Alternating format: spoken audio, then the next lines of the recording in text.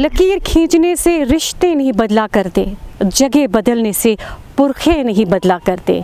आदाब नाजरीन, रूबरू का आज का एपिसोड लेकर मैं शाहीन महाजन आपकी खिदमत में हाजिर हूँ। नाजरीन, इस प्रोग्राम में हम मुख्तलिफ मौज़ूआत पर गौर खोज करेंगे, मुख्तलिफ मसाइल पे बात होगी और साथ ही उनका हल ढूंढने की भी कोशिश करेंगे। तो चलते हैं अपने प्रोग्राम की ओर, करते हैं अपने सवालों का सिलसिला शुरू। मेरा पहला सवाल है, मनशियात का रुझान हमारी वादी कश्मीर में रोज़ बरोज़ बढ़ता ही जा रहा है, इसके पीछे कौन से वजूहात हैं? एम्प्लॉयमेंट यहाँ पे नहीं है, उसकी वजह से जो यूथ है वो मेंटल सिकनेस में मुब्तला हो जाती है और उसके बाद में उनको वो यूफोरिया में पड़ जाते हैं। यूफोरिया एज एन कुछ वक्त के लिए उनको रिलीफ मिल जाता है, दैट इज़ कि ड्रग अब्यूज़, ड्रग्स करके उनको कुछ वक्त तक रिलीफ मिल जाता है और उसकी वजह से वो फिर उसी में पूरी तरह से मुलविस हो जाते हैं और फिर हम लोग देखते ही हैं कि लॉन्ग टर्म के इफ़ेक्ट्स जो आते हैं उसके बाद उनका सुसाइड हो जाता है या बुरी तरह से उनकी मौत हो जाती है। तो आई थिंक ये जो ड्रग अब्यूज़ है इसको किसी हद तक आई डोंट थिंक इसको पूरी तरह हम ख़त्म कर सकते हैं with in a short span of time. इसमें डिकेड्स एंड सेंचुरीज़ लग जाएंगी। तो अब अगर हम कुछ इनिशिएटिव्स या कुछ स्टेप्स लेना चाहते हैं इसको कम करने के लिए, तो आई थिंक उसमें एडमिनिस्ट्रेशन एंड पॉलिटिक्स का बहुत ही बेहतरीन रोल हो सकता है। अगर वो हमारी यूथ के लिए उनके लिए एम्प्लॉयमेंट मुहैया कर सकती है तो आई थिंक जो यूथ है वो पूरी तरह से इन्वॉल्व हो जाएगी उसी सब में। एंड दूसरा इशू क्या है यहाँ पे कश्मीर में जो ड्रग अब्यूज़ है वो सबसे ज़्यादा साउथ कश्मीर में है। साउथ कश्मीर में it's Anantnag and Pulwama district. Kashmir का यूथ जो है वो अपने आप में आदमी तहफ़्फ़ुज़ के एहसास का शिकार है और उससे बचने के लिए एक एस्केपिस्ट एटीट्यूड के तौर पर वो पनाह लेते हैं ड्रग्स में। और इसके लिए हुकूमत ये कर सकती है कि हमारा एस्टेब्लिशमेंट ये कर सकता है कि उनकी बहाली के लिए उनको ये एहसास दिलाने के लिए कि तुम्हारा ये मुस्तक़बिल जो है सिक्योर है, महफूज है। तो अगर वो इंतज़ामात किए जाएंगे तो उनसे उनका जो एतमाद है वो बहाल हो जाएगा और हो सकता है ये भी एक फैक्टर बन सकता है उनको इस लत से छुटकारा दिलाने में। हम देखते हैं कि हर गाँव में वो जिसको बोलते हैं पॉपी, खशखाश जिसको हम बोलते हैं, फुकी आम है, यहाँ पर चरस आम है। तो गवर्नमेंट जो है वो इसमें सीरियस नहीं है, वो इस कल्टीवेशन को पूरी तरह तबाह नहीं करती है। ये इजीली अवेलेबल है हमारे यूथ के लिए, यहाँ पर चरस, फुकी, ये सब चीज़ें इजीली अवेलेबल है, नंबर एक। तो सबसे बड़ी बात यह है कि इसको कर्ब करना है, इस कल्टीवेशन को यहाँ से ख़त्म करना है, अवेलेबिलिटी को ख़त्म करना है बच्चों के लिए। दूसरी बात है कि घर में भी एक पैगाम होना चाहिए वालिदैन की तरफ से बच्चे को। अगर कोई बच्चे को ये लत लग गई है नशे की, तो गवर्नमेंट की भी यही ज़िम्मेदारी है, वालिदैन की भी यही ज़िम्मेदारी है कि उसको फ़ौरन एडमिनिस्ट्रेशन के हवाले कर दो, उसको रिहेबिलिटेशन सेंटर भेजो, तभी ये प्रॉब्लम हमारी सोसाइटी में है ये दूर हो जाएगी। मनशियात के रोकथाम के लिए समाज का, तालीमी इदारों का क्या रोल बनता है? सबसे पहले मैं समझता हूँ कि मनशियात के साथ एक रियलिटी अब बन गई है। सबसे पहले ये इसके साथ जुड़ा स्टिग्मा हमें हटाना चाहिए कि जो हम ड्रग एडिक्ट को गलत नज़रिए से देखते हैं, वो मैं समझता हूँ उस स्टिग्मा को हटाना चाहिए।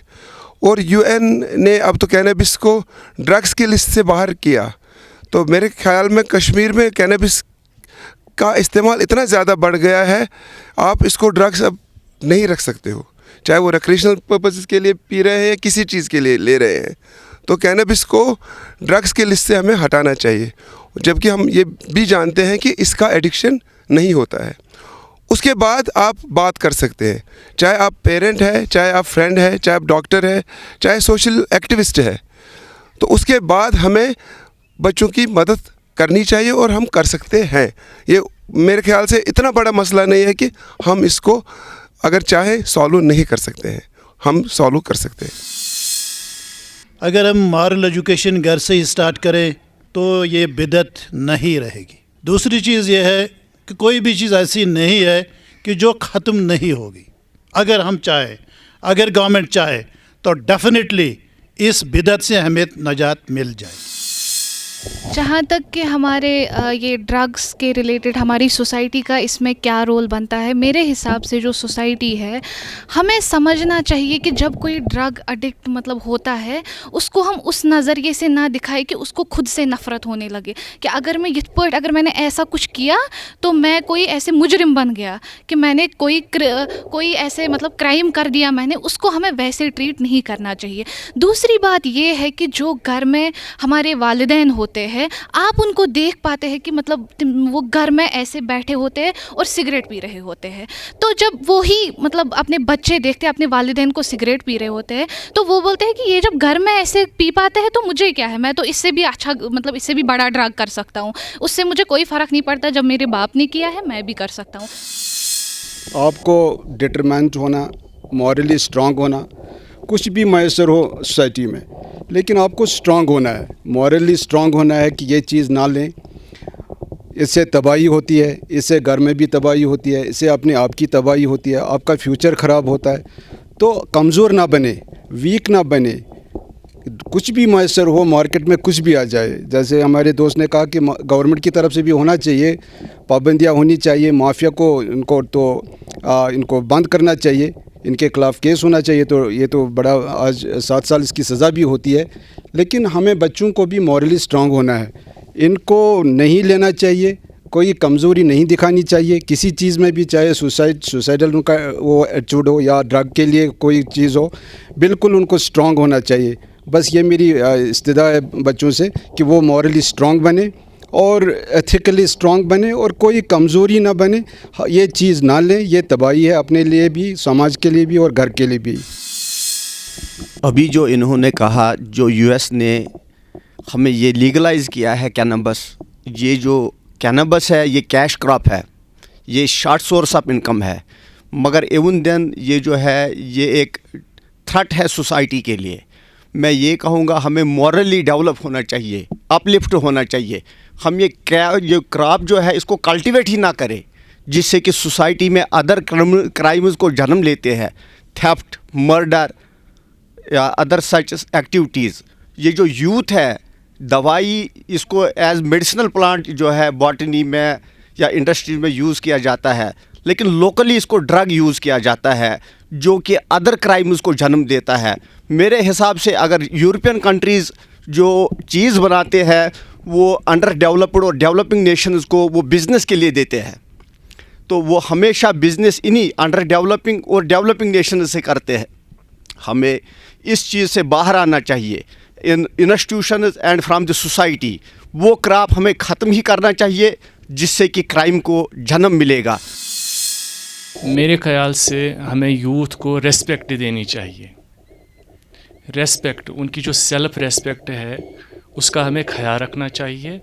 और साथ साथ जो हालात रहे हैं हमारे, तो यूथ जब हम देखते हैं तो यूथ बहुत विक्टिमाइज़ हुई है, हमारे जो हालात रहे हैं कई सालों से, तो यूथ को रेस्पेक्ट देने की ज़रूरत है, यूथ पर ट्रस्ट करने की ज़रूरत है।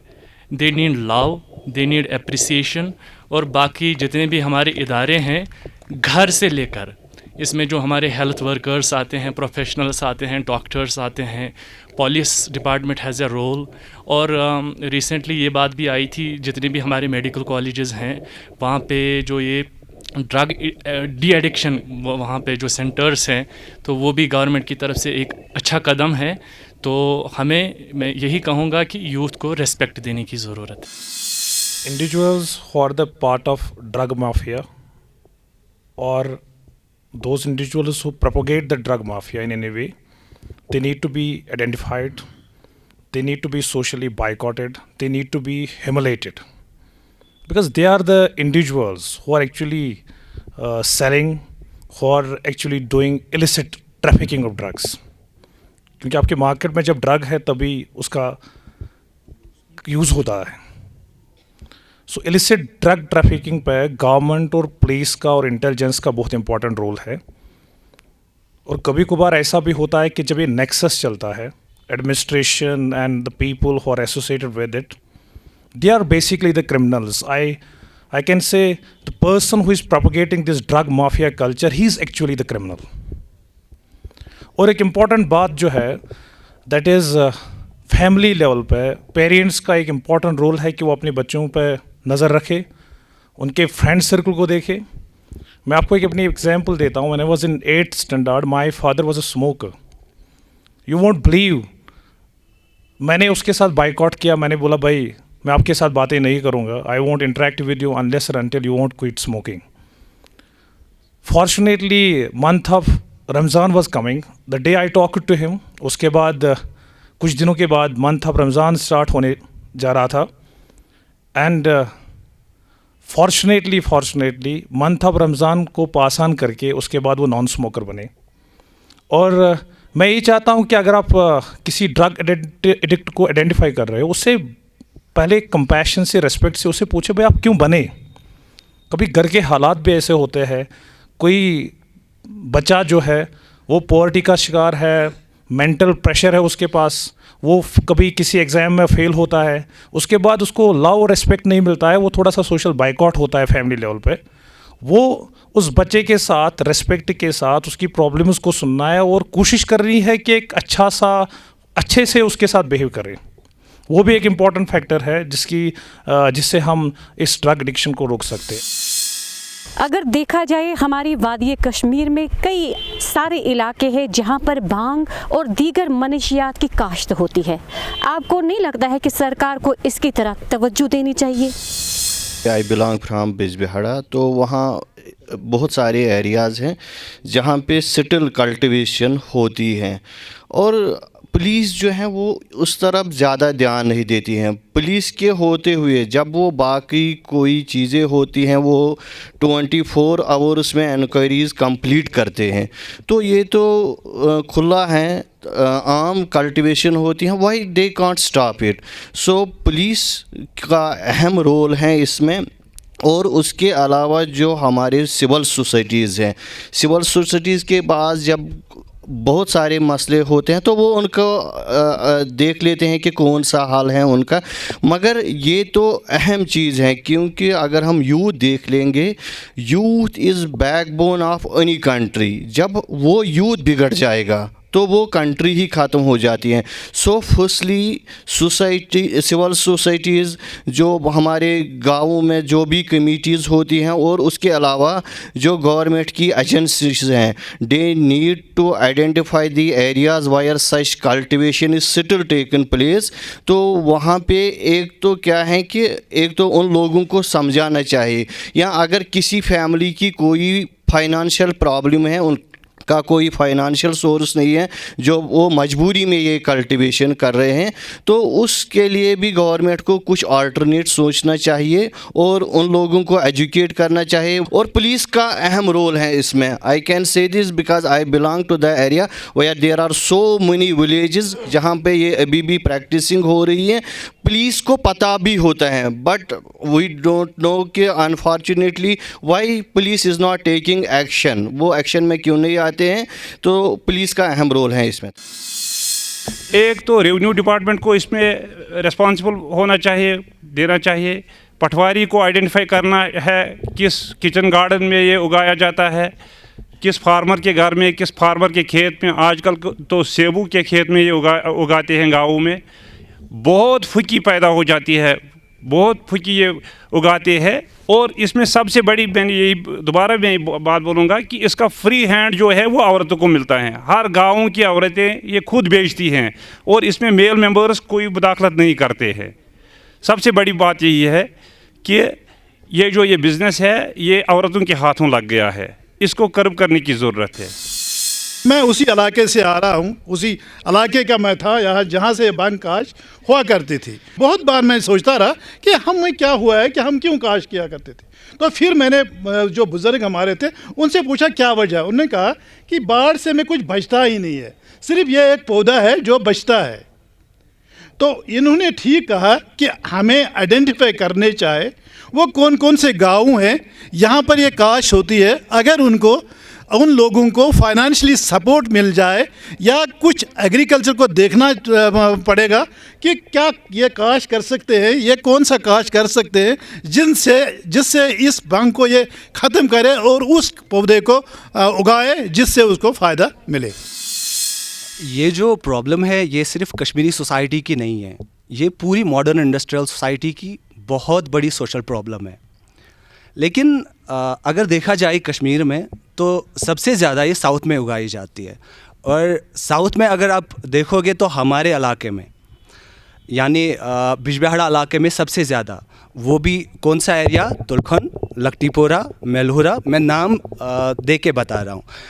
देखिए यहाँ किसी भी चीज़ में स्टेबिलिटी है नहीं। मैं हायर एजुकेशन में काम करता हूँ पिछले 10 साल से, मैं भी स्टेबल नहीं हूँ। आज मैं हूँ, शाम को मुझे सरकार कहती है सुबह आप नहीं हो, सुबह आप नहीं हो। कहने का मतलब है मैं इस सिस्टम में हूँ एक मतलब एक कंट्रैक्चुअल के तौर पे। 10 बार 10 साल में मुझे निकाला गया और 10 बार मुझे फिर से अपॉइंट किया गया। मेरी सोसाइटी में, मेरे मोहल्ले में सारे लोग ये कैश क्रॉप उगाते हैं, लेकिन मैं नहीं उगाता। अब मेरे पास भी कोई रास्ता बचा ही नहीं। आप बताइए मैं क्या करूं?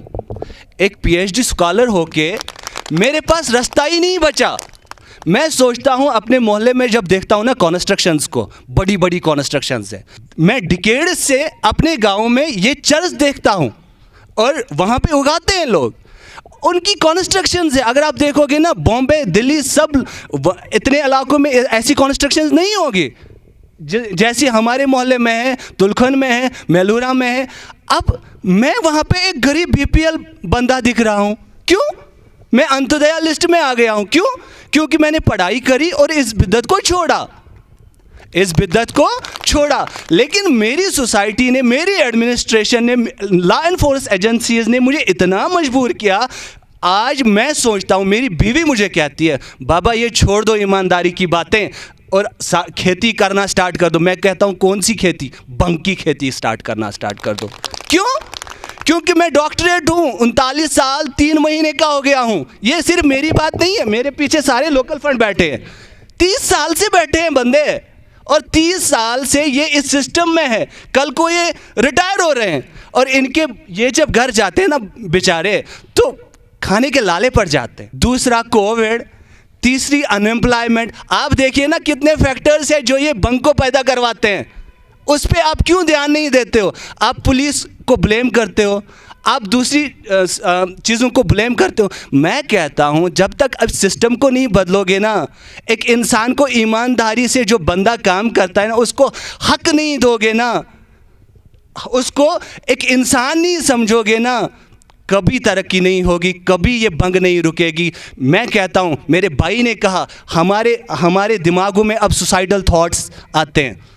अल्लाह गवाह, मैं पिछले 3 महीनों से डिप्रेशन की दवाई खाता हूँ। हार्ट रेट मेरी 130 हो जाती है। क्यों? क्योंकि मैं एक पीएचडी स्कॉलर हूँ और बेकार हूँ, और मेरी सोसाइटी में सारे बंग उगाते हैं, पटवारी से लेके थानेदार सब मिले हैं। और हम क्या करते हैं? हम तमाशा देखते हैं। और मैं अंतदया हूँ और वो इंडस्ट्रियल है और वो डेवलपर्ड है। आप जब तक ये चीज़ें नहीं समझेंगे ना, कभी ये चीज़ नहीं रुकेगी। अल्लाह हाफिज़।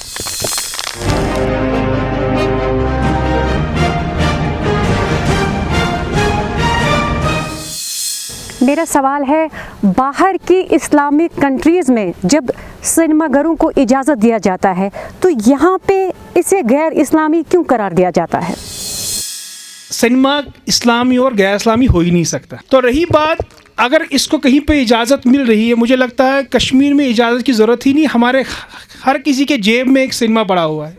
सो आजकल हम इस चीज़ पे, और आप अगर बाहर भी देखेंगे आजकल बहुत कम लोग सिनेमा देखने जाते हैं। बहुत few people go to theatres और मल्टीप्लेक्सेस बने हुए हैं।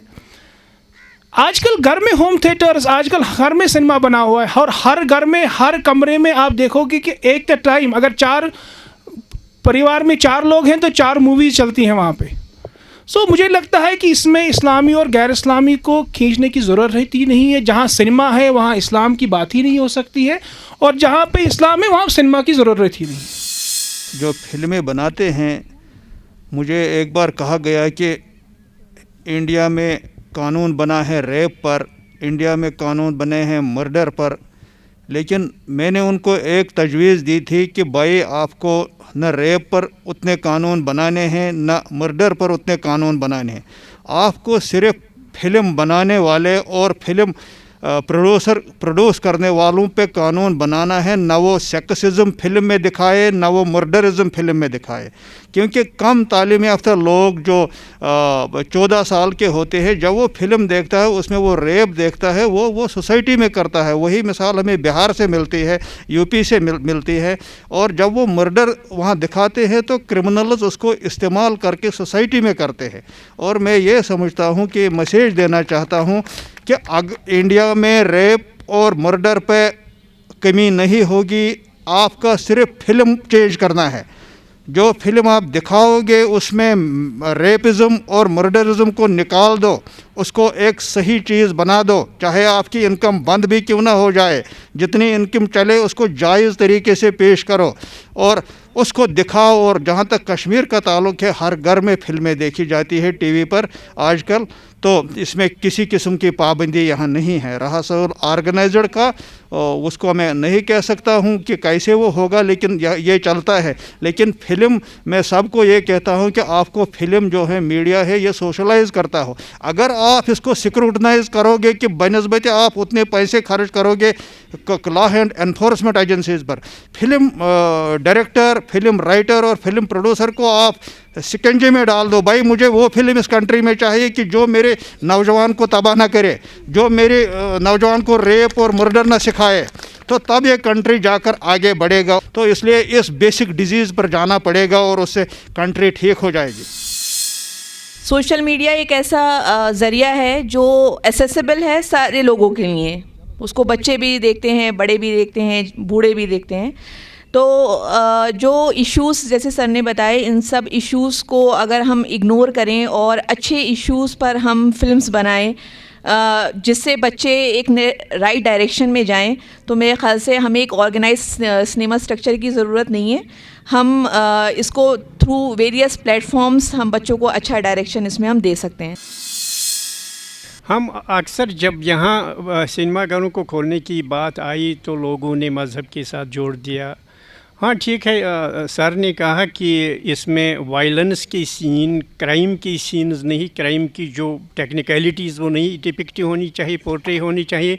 और इसमें जो पोर्नोग्राफी है या ऑब्सिनिटी है वो मिनिमाइज, मतलब that should be eliminated, but it should be healthy. But we need to inculcate a healthy mindset which will promote these healthy things in society। और हर एक को मज़हब के साथ जोड़ने की ज़रूरत भी नहीं है और गैर ज़रूरी तौर पर इसको पॉलिटिसाइज़ करने की भी ज़रूरत नहीं है।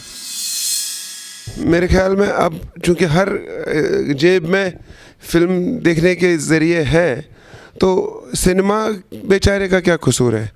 हम लोग इकट्ठे सोशलाइज करते थे। मुझे याद है कि जब हम छोटे थे तो कभी कभी टिकट ब्लैक में ख़रीद के भी फिल्म देखते थे। और आज जिन जगहों पर सिनेमा पे बैन नहीं है, वहाँ भी कितना लोग अब उसमें वो जाते होंगे। I think this is right time we remove bans on cinema. और उसके अलावा यहाँ का लोकल टैलेंट, यहाँ के एक्टर्स, यहाँ का फोक थिएटर, इसको प्रमोट करने की ज़रूरत है। उनको इन्वॉल्व किया जाना चाहिए मेरे ख्याल में, फिल्में डायरेक्ट करने में, प्रोड्यूस करने में और उनमें एक्ट करने में और उनमें सिंगिंग और म्यूज़िक सा हर एक सब्जेक्ट में। और मुझे नहीं लग रहा है कि सिनेमा में कोई ऐसी बुराई है जो उसमें है, सिर्फ सिनेमा में। ये देखने वाले पे डिपेंड करता है कि वो क्या देखना चाहता है और उसके टेस्ट्स और प्रेफरेंसेस क्या है। Having said this, I don't think there is any harm in opening cinema theaters in Anantnag or in Kashmir.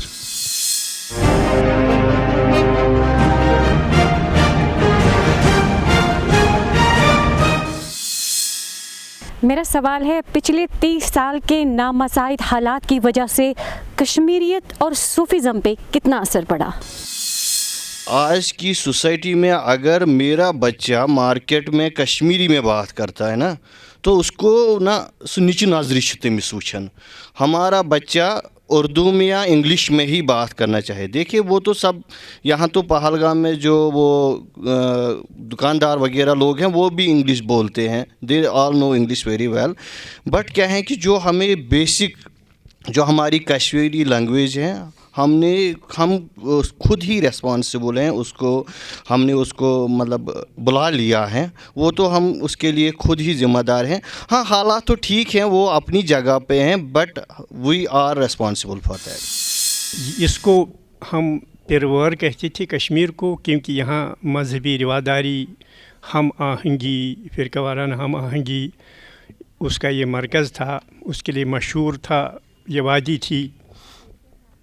लेकिन पिछले 30 साल से हम देख रहे हैं कि ये जो सूफ़ी रिवायात हैं उनकी मकबूलियत में बहुत कमी आई, क्योंकि कुछ ऐसे नज़रियात पनप गए यहाँ या उनको प्रमोट किया गया जो मजहबी इस फ़िरका वाराना हम आहंगी और मजहबी रिवादारी के उस रिवायत को मतलब उसको अंदर अंदर से खोखला कर दी। तो ये एक बदकिस्मती है, एक बदकिस्मती का दौर चल रहा था यहाँ। लेकिन ज़रूरत हमें ये है मतलब मुस्तकबिल में कि हम उन जो हमारी जिनके लिए ये वादी कश्मीर मशहूर थी उन रिवायात को फिर से ज़िंदा करें, उनका एहया करें और मजहबी रिवादारी और फ़िरका वाराना हम आहंगी के नज़रियात को फ़रोग़ दें और उनको फिर से ज़िंदा करें। ये मेरी राय है। डॉक्टर इम्तियाज़ साहब ने सही फरमाया कि जिस कौम की ज़बानें मर जाती हैं, मादरी ज़बान मर जाती है, तो वो कौम ही मर जाती है, क्योंकि हमारी वाहिद एक आइडेंटिटी है, एक वाहिद शिनाख्त है जिसको हम अपनी शिनाख्त कह सकते हैं कि हम कश्मीरी हैं। और इसी ज़बान में सारे पोशीदा राज हैं, कल्चरल वैल्यूज़ कहें, आप मॉरल वैल्यूज़ कहें, जो हमें अपने एंसेस्टर्स के थ्रू मिलती थी अपनी ज़बान के हवाले से। जब भी वो ज़बान हमें पिलाते थे, खिलाते थे, ज़बान सिखाते थे, तो साथ साथ मॉरल वैल्यूज़ और कल्चरल वैल्यूज़ भी सिखाते थे। तो जब हम इसी वाहिद आइडेंटिटी की बात करते हैं, वाहिद शनाख्त की बात करते हैं, तो इसी में सारी रिवायात मौजूद हैं। इन्होंने मजहबी रवादारी की बात की, वो भी इसी में मौजूद है। इन्होंने तसव्वुफ़ और सूफ़ी कल्चर की बात की, वो भी इसी ज़बान में मौजूद है। आप जब भी कश्मीरियत और बाकी जैसे नारों की बात करते हैं तो सारी की सारी रिवायात जो हैं इसी ज़बान में पोशीदा हैं। तो जब तक ज़बान है कौम है, ज़बान नहीं है तो कौम नहीं है। मे बासन अत सवाल जवाब दिन खतर अगर बेका लैंग्वेज इस्तेमाल करो सह कश्मीरियत सत बजाद खुद नाइंसाफ़ी। वाकई तौर पन्ने जन अख रिच अख पन्न कल्चर तन दूर गमित, ज़्यादा दूर क्या। बह सुबह पन्निस बच्चस सत इंटरेक्शन करान, मे वोन कत करान लालटीन, और अफसोसुक मुकाम कि बस पेरेंट मे वन बच्चस होम तो यह लालटीन कत वन। मे पे तमिस एक्सप्लेन कर गो बह पढ़ान तुहद वक्त लालटीन गाशस या चंगिस या अत शमा गाशस तल पढ़ान, अत मिस्तील लगन। और आज वारियाहन चीज़न कश्मीरी केन वारियाहन अल्फाजन अंडरस्टैंड करने खतर गूगलस मज पेवन सर्च कर अंग्रेज पे क्या वन। मे बासान यह पोज इशफाक सबन वन कि ये कौम मरन तिम पन यन तिम रिवायत तिम यमो पन्नो अमिक कल्चर नश दूर गन। और यह गई जान कि ये कौम पन्निस कल्चरस सत पन्ना ज़बान सत नफरत कर, मे बासान अमि खुद कहीं ति अत नाइंसाफ़ी तो अत कौमस मे बासान मर्द वन रुकाई ना अत। We should promote our language. इस कश्मीर ज़बान हम अपने घरों से स्टार्ट करेंगे। हमारे छोटे छोटे बच्चे जो है इस हेचना होक दुम कश्मीर। उसके बाद हमारा एजुकेशनल इंस्टीट्यूशंस का रोल है, टीचर्स का रोल है कि वो इस ज़बान को कैसे प्रमोट करेंगे कि करिकुलमस मज गैस मैंडेटरी आसन सन कश्मीर लैंग्वेज, क्योंकि यही लैंग्वेज जो है हमारी कल्चर की आइडेंटिटी है, मेन व्हीकल है, एक ज़रिया है जिससे हमारा कल्चर जो है ज़िंदा रहेगा आगे के लिए। कश्मीरियत पे बात करना या सूफिज़्म पे बात करना वैसे मेरे इख्तियार में नहीं है, क्योंकि मैं कश्मीरी नहीं हूँ। मेरी शादी यहाँ हुई है, लेकिन ये जो कश्मीरियत है ये हमारी लैंग्वेज नहीं है। कश्मीरी मैं समझ सकती हूँ लेकिन बोल नहीं पाती हूँ। लेकिन मैं बहुत दिल से चाहती हूँ कि मेरे बच्चे उनको कश्मीरी आए, वो कश्मीरी पहचाने और जब कश्मीरियत की बात करती हूँ तो लैंग्वेज नहीं है, हमारे ट्रेडिशंस हैं, हमारा पहनना, हमारा खाना, हमारी मेहमान नवाजी, हम किस तरीके से बाहर वालों को ट्रीट करते हैं, वो सब हमारी कश्मीरियत में आती है। और मैं बहुत गर्व के साथ ये बात कहना चाहती हूँ कि मेरी एक कश्मीरी के साथ शादी हुई है और मैं इस कश्मीरियत का एक हिस्सा बन सकी हूँ। शुक्रिया। नाज़रीन, वक्त हमें इजाज़त नहीं देता है, हमें आज के प्रोग्राम को यहीं पे रोकना होगा। जो सवालात रह गए हैं अगले प्रोग्राम में हम उसको फिर से शामिल करेंगे। अगर आपकी कोई राय या आरा हो इस प्रोग्राम को लेकर तो आप हमारे साथ सोशल मीडिया के ज़रिए जुड़ सकते हैं। तो दीजिए इजाज़त मुझे और मेरी पूरी रूबरू की टीम को। खुदा हाफिज़।